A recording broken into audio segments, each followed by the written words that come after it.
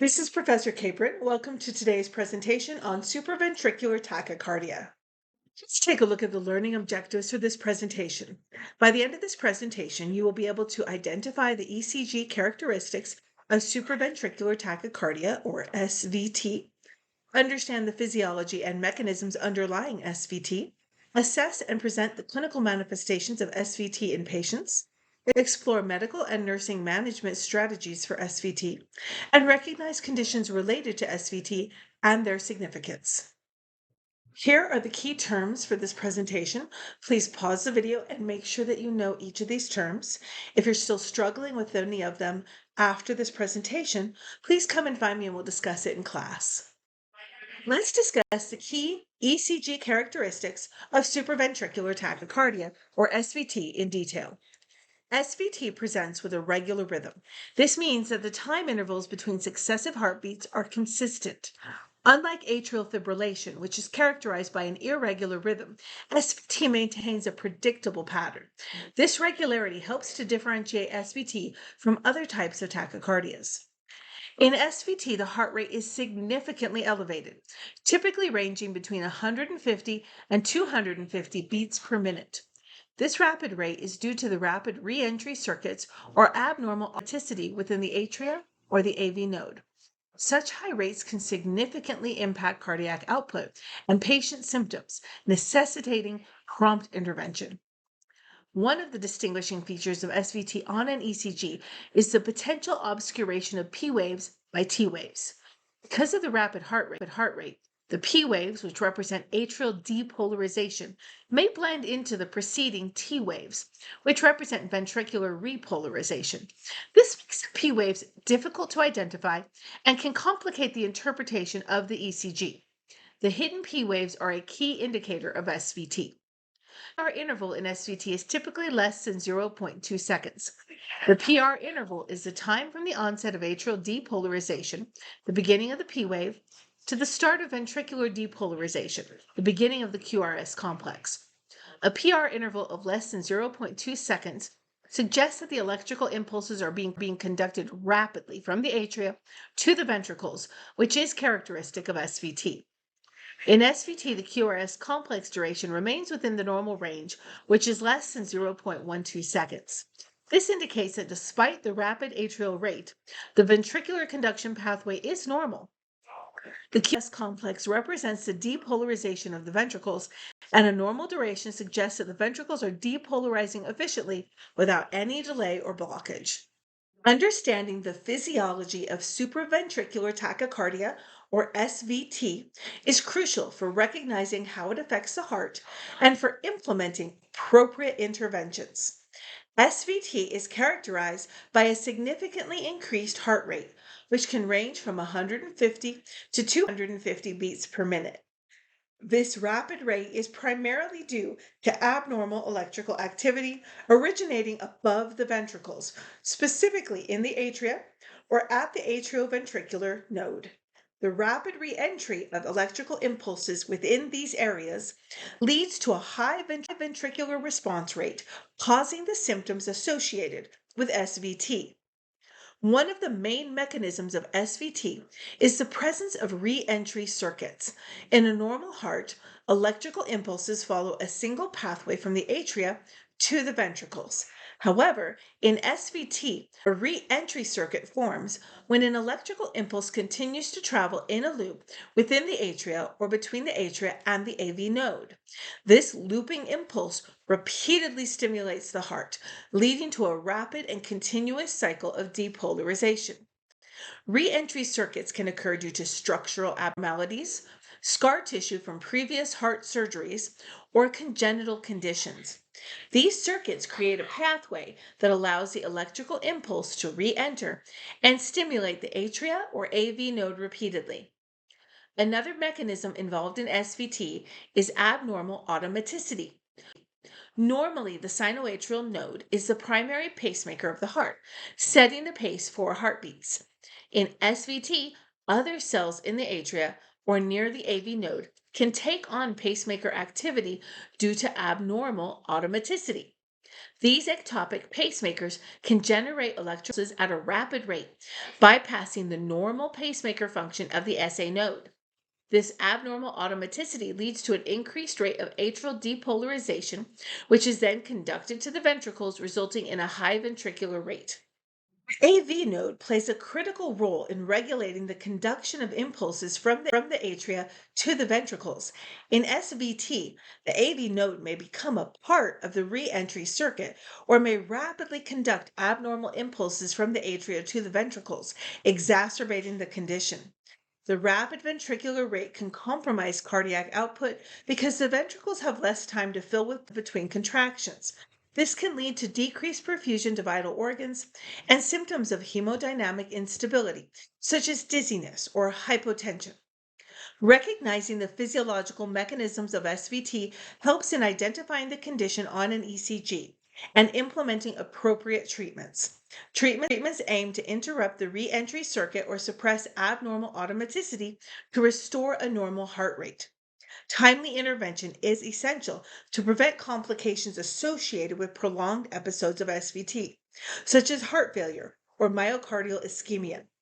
Interventions may include vagal maneuvers, medications like adenosine or beta blockers, and in some cases, electrical cardioversion. Now let's explore how to assess and recognize the presentation of supraventricular tachycardia in patients. One of the most common symptoms of SVT is the sensation of palpitations. Patients often describe feeling their heart racing or pounding, which can be quite distressing. These palpitations occur because the heart is beating at an abnormally fast rate, often between 150 to 250 beats per minute. Along with palpitations, patients may experience chest discomfort or pain.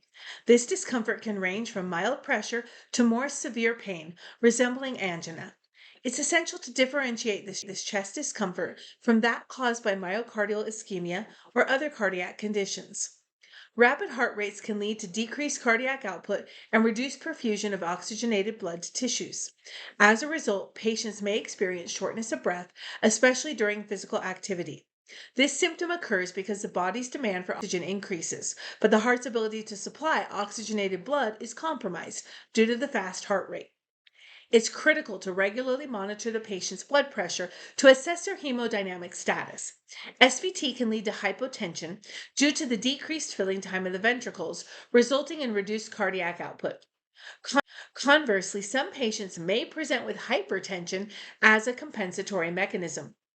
Continuous monitoring of the heart rate is essential.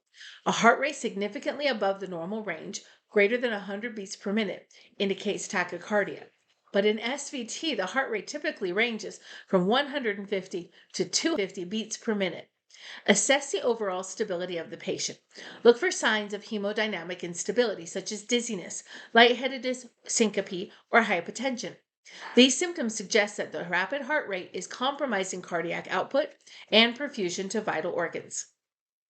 Continuous ECG monitoring is vital for patients with suspected or confirmed SVT. This monitoring helps in real-time detection of the arrhythmia, allowing for prompt intervention. Continuous ECG provides a detailed view of the heart's electrical activity and helps to identify the specific type of tachycardia. In addition to continuous monitoring, ECG should be performed to document the arrhythmia and assess its characteristics. Look for the key features of SVT, such as a regular rhythm, heart rate between 150 to 250 beats per minute, P waves that may be hidden in the T waves, PR interval less than zero point 0.2 seconds, and a normal QRS duration of less than 0.12 seconds. ECG is the gold standard for diagnosing SVT. It helps to confirm the presence of the arrhythmia and distinguishes it from other types of tachycardia. Regular ECG monitoring is also essential for tracking the effectiveness of treatments and detecting any changes in the heart rhythm. Now let's discuss the various medical management strategies for supraventricular tachycardia. Vagal maneuvers are first-line interventions used to slow the heart rate in patients with SVT. These techniques stimulate the vagus nerve, which can help regulate heart rate by increasing parasympathetic tone. Common vagal maneuvers include the Valsalva maneuver, carotid sinus massage, and the diving reflex. In the Valsalva maneuver, the patient is instructed to take a deep breath and bear down as if trying to have a bowel movement. This increases intrathoracic pressure and stimulates the vagus nerve. For carotid sinus massage, gently massaging one side of the neck where the carotid artery is located can stimulate the vagus nerve. However, this should only be performed by a trained healthcare professional due to the risk of dislodging a plaque and causing a stroke. For the diving reflex, this is immersing the face in cold water or applying a cold pack to the face. This stimulates the vagus nerve and slows the heart rate. Adenosine is a rapid-acting medication used to treat SVT by temporarily blocking conduction through the AV node. This interruption can terminate re-entrant circuits and restore normal sinus rhythm. Adenosine is administered as a rapid intravenous push, typically followed by a saline flush. Due to its very short half-life, it acts quickly to reset the heart's electrical activity. Patients may experience transient side effects such as chest discomfort, flushing, or a brief feeling of impending doom. These effects are short-lived and subside quickly. It's important to have resuscitation equipment available in case of adverse reactions. Understand that using adenosine is essentially the human equivalent of turning it off and turning it back on again. So this is not something you want to be doing without the entire team present. Then we have beta blockers, such as metoprolol or propranolol, which are used to manage SVT by reducing the heart rate and lowering the blood pressure. They work by blocking the effects of adrenaline on the heart. Beta blockers decrease the heart's workload and oxygen demand by slowing the heart rate and reducing the force of contraction. They are effective in preventing recurrence of SVT episodes. Beta blockers should be used in caution with patients who have asthma or chronic obstructive pulmonary disease due to the risk of bronchoconstriction. They are contraindicated in patients with bradycardia or heart block without a pacemaker. Calcium channel blockers such as diltiazem or verapamil are used to control the heart rate and manage SVT. They work by inhibiting the influx of calcium ions into cardiac cells. These medications slow the conduction through the AV node and reduce the heart's contractility. They help to control the ventricular response in SVT and can be effective in converting SVT to sinus rhythm. Calcium channel blockers should be used cautiously in patients with heart failure or reduced ejection fraction due to their negative inotropic effects. Monitor for side effects such as hypotension, dizziness, and bradycardia. Cardioversion is a medical procedure used to restore normal heart rhythm in patients with SVT who do not respond to medication. It can be performed using electrical or pharmacological methods. Electrical cardioversion involves delivering a synchronized electrical shock to the heart through paddles or patches placed on the chest. This shock resets the heart's electrical activity and restores normal sinus rhythm. Pharmacological cardioversion involves administering antiarrhythmic medications such as amiodarone to convert SVT to sinus rhythm. Electrical cardioversion is typically performed under sedation to minimize discomfort. Patients should be closely monitored for complications such as arrhythmias, hypotension, and thromboembolism. Now let's discuss the nursing management of supraventricular tachycardia. Regularly assess the patient's hemodynamic stability. This includes checking for any signs of hypotension, chest pain, dizziness, and altered mental status, which may indicate hemodynamic compromise. Assess the patient's overall appearance and ask about symptoms such as palpitations, shortness of breath, and chest discomfort. Continuous ECG monitoring is essential to observe the heart's rhythm, identify the presence of SVT, and detect any changes or complications in real time. Be vigilant for ECG changes that may indicate worsening of SVT or development of other arrhythmias. Teach the patient how to perform vagal maneuvers such as the Valsalva maneuver, which can help to terminate an episode of SVT. These techniques stimulate the vagus nerve and can slow the heart rate. Ensure that the patient understands when and how to perform these maneuvers correctly and safely. Frequently monitor vital signs, including heart rate, blood pressure, respiratory rate, and oxygen saturation. This helps in assessing the patient's response to treatment and detecting any sign of hemodynamic instability. Be aware of the patient's baseline vital signs and note any significant deviations. Frequent checks are particularly important during acute episodes in SVT or when initiating new treatments. Educate patients about common triggers for SVT, stress, caffeine, alcohol, and some medications. Encourage them to avoid or manage these triggers to reduce the frequency of SVT episodes. Discuss lifestyle modifications that can help to prevent episodes of SVT, such as maintaining a healthy diet, regular exercise, and stress management techniques. provide comprehensive education on the management strategies, including their medication regimen, the importance of adherence, and the potential side effects, and explain the use and purpose of any prescribed medications, such as beta blockers or calcium channel blockers, and ensure the patient understands how to take them correctly. Now let's explore some conditions that are commonly associated with supraventricular tachycardia. Structural heart diseases, such as congenital heart defects, cardiomyopathy, and valvular heart disease, can predispose patients to SVT. These conditions can alter the normal electrical pathways in the heart, creating areas prone to re-entry circuits or abnormal automaticity. Patients with structural heart disease may have scarring or abnormal tissue in the heart, which can disrupt the normal conduction pathways and lead to episodes of SVT. It's essential to closely monitor patients who have structural heart disease for any signs of SVT. Early detection and management are crucial to prevent complications and improve patient outcomes. Regular follow-up and comprehensive cardiac assessments are necessary to manage these patients effectively. This may include echocardiograms, ECG monitoring, and other diagnostic tests as needed. Stress, whether physical, emotional, or psychological, can act as a trigger for SVT. Stress activates the sympathetic nervous system, leading to an increase in catecholamines, adrenaline, and noradrenaline, which can enhance the automaticity and re-entry mechanisms in the heart. Common stressors include anxiety, acute illness, strenuous exercise, and emotional distress. Recognizing and managing stress is an important aspect of SVT management. Assess patients for signs of stress and discuss potential stressors that may be contributing to their SVT episodes.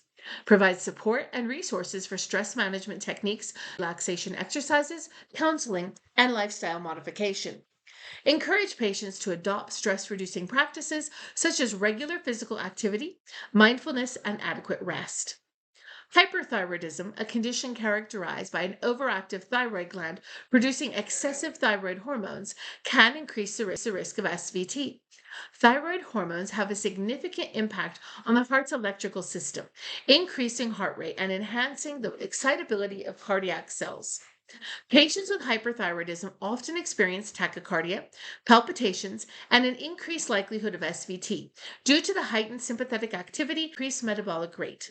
Screen patients with symptoms of hyperthyroidism such as weight loss, heat intolerance, tremors, and anxiety for SVT. Thyroid function tests should be conducted to diagnose and manage hyperthyroidism effectively. Treating the underlying hyperthyroidism can help to reduce the frequency and severity of SVT episodes. This may involve medications such as beta blockers to control symptoms and antithyroid drugs, radioactive iodine, or even surgery to manage thyroid hormone levels. Identifying and understanding the conditions associated with SVT is crucial for developing effective management strategies. Addressing the underlying causes or triggers, we can reduce the incidence of SVT and improve patient outcomes. So, in summary, let's recap some of the points we've covered about supraventricular tachycardia. You learned how to identify it on an ECG. SVT is characterized by a regular rhythm. The heart rate in SVT is notably high, ranging from 150 to 250 beats per minute. Due to the rapid heart rate, P waves may be hidden within the T waves of the previous beat, making them difficult to distinguish on the ECG. But the PR interval in SVT is typically short, indicating fast conduction from the atria to the ventricles, and the QRS complex in SVT is usually narrow, helping to differentiate it from ventricular tachycardia, which has a wide QRS complex. SVT is primarily caused by re-entry circuits, where an electrical impulse continuously circles around the atria or through the AV node, causing rapid heartbeats, and this re-entry mechanism is a common cause of SVT. The clinical significance is that we need to monitor for stability and complications. There is a risk of decreased cardiac output because the heart simply cannot pump effectively at that speed, and this does have the potential to progress to more severe arrhythmias, including atrial fibrillation or ventricular tachycardia. Medical interventions include vagal maneuvers, adenosine, beta blockers, and calcium channel blockers or cardioversion. And as nurses, we need to assess for stability, educate on vagal maneuvers, and discuss lifestyle modifications. Thank you so much for your attention to this presentation. Make sure that you're getting a break from studying every now and then and go out and go do some nursey things.